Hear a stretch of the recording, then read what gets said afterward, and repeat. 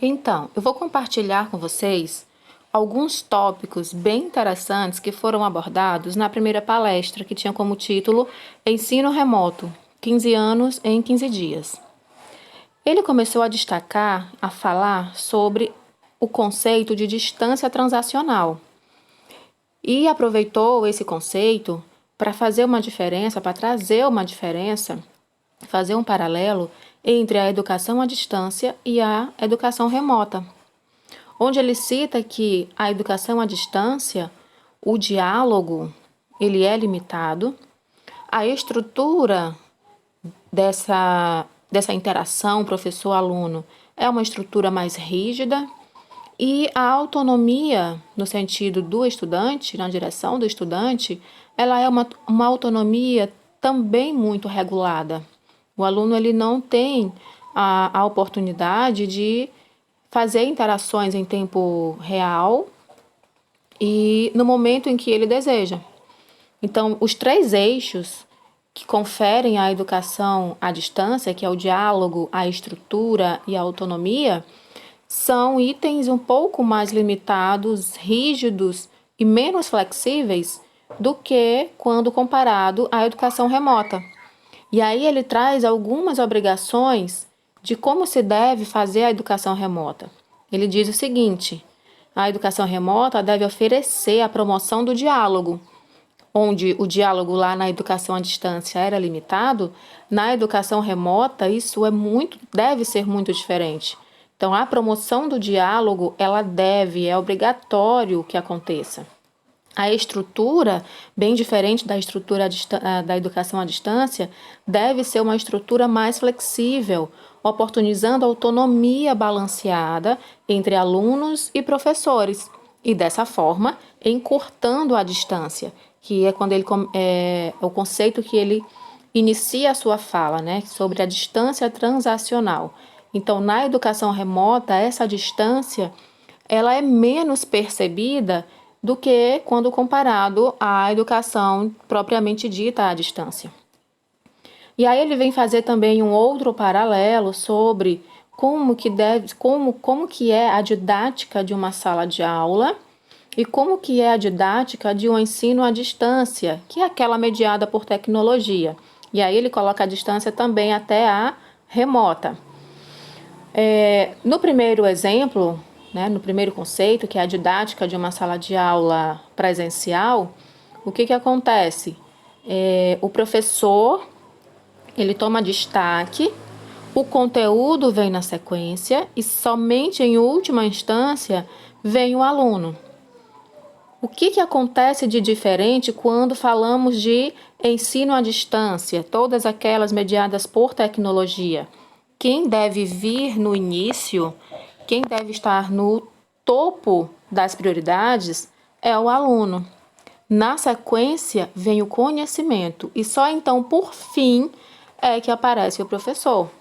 Né? Então, nós temos aí, com certeza, uma inversão de posições, uma troca de lugares entre o professor e o aluno, onde na didática do ensino à distância, quem deve ser o ator principal da aprendizagem é o aluno.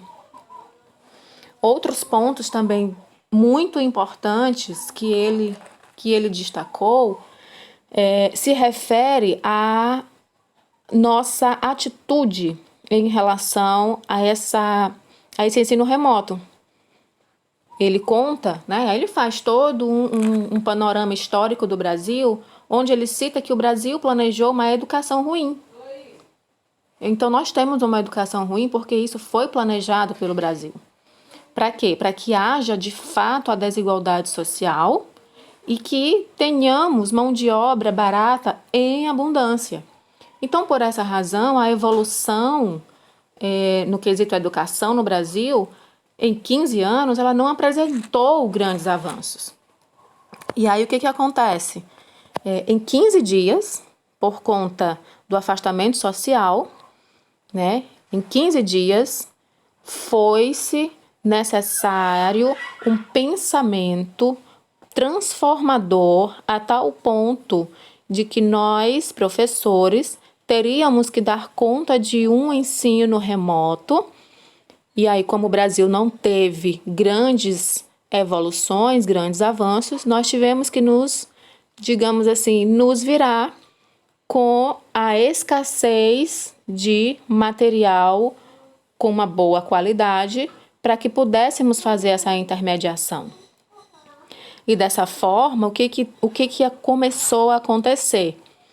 Um extremo, nós transferimos, no ponto de vista da autonomia, nós transferimos essa autonomia de um modo extremo para o aluno. Como, por exemplo, como é que eu vou dizer aqui? Como nós temos fatores culturais e estruturais bem debilitados, nós tivemos alguns contratempos. E aí ele cita qual é o primeiro contratempo. O aluno ele não foi preparado para ter autonomia ou para ser autodidata. Então, nesse momento, o que o aluno muito precisa é dessas duas competências, autonomia e autodidatismo na hora do estudo. Outro ponto que ele destacou sobre o contratempo que nós encontramos é que os profissionais da educação têm medo da tecnologia. E por esta razão, houve contratempos, né? Por ter medo, por procrastinar essa inclusão digital nas próprias vidas, o professor teve dificuldades e contratempos para conseguir dar conta dessa demanda. E aí ele segue dizendo e afirmando que a inclusão digital ela deve entrar nas rotinas educacionais, que o ensino híbrido tem sido reconhecido e que a autonomia do estudante ela é essencial, é uma competência a ser perseguida. Porque uma vez um aluno autônomo, ele não para de aprender, ele não desiste de querer aprender. E ele não para de aprender, não é somente na rotina escolar, daquele ciclo em que ele se encontra, mas ele vai levar isso para a vida. É o chamado lifelong learning, é o aprender ao longo da vida. Então, o aluno preparado para ser autônomo e autodidata, ele vai carregar isso consigo aonde ele estiver. E ele vai continuar aprendendo, ele vai continuar esse processo autônomo aonde quer que ele esteja. E dessa forma, com esse pensamento, ele entende que os alunos que já estão preparados para serem autônomos, neste período em que estamos vivendo ultimamente, são os alunos que vão conseguir dar conta de continuar os estudos remotamente. Os alunos que não foram preparados para serem autônomos terão contratempos e dificuldades com essa demanda. E aí ele encerra falando sobre a autonomia também do professor. E eu achei esse ponto bem pertinente, porque não é suficiente apenas que o aluno seja autônomo. E aí ele vem dizer que o professor também deve ser dotado de autonomia, principalmente no quesito tecnologia.